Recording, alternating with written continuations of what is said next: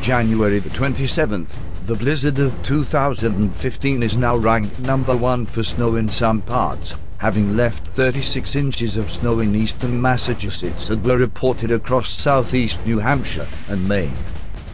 Northeast Connecticut and eastern Long Island also saw over 30 inches of snow. New England felt the full force of the blizzard with wind gusts topping 75 miles per hour. Homes were left shrouded in ice as floods ravaged New England in the midst of the blizzard.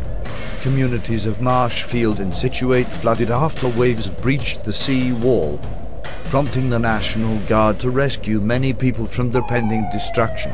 More than 7,700 flights in and out of the Northeast have been cancelled as a result.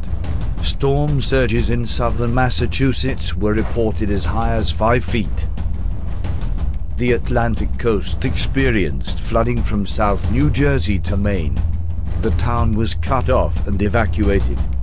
A ship destroyed in Rhode Island. Nantucket was cut off while thousands lost power and telephone services due to the slamming blizzard. With 25-foot waves, this storm has also proven fatal. Power lines were down, roads were impassable, many homes were damaged, and 7 states declared a state of emergency in the midst of the historical blizzard of 2015. John 13:19.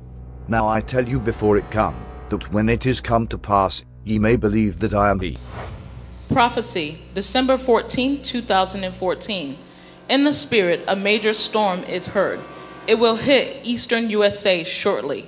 It is wise to take the necessary precaution where possible. Mankind needs to repent of our sins and turn to Jesus Christ, God Almighty, for eternal salvation, the one who can credibly reveal things to come. John 13:19.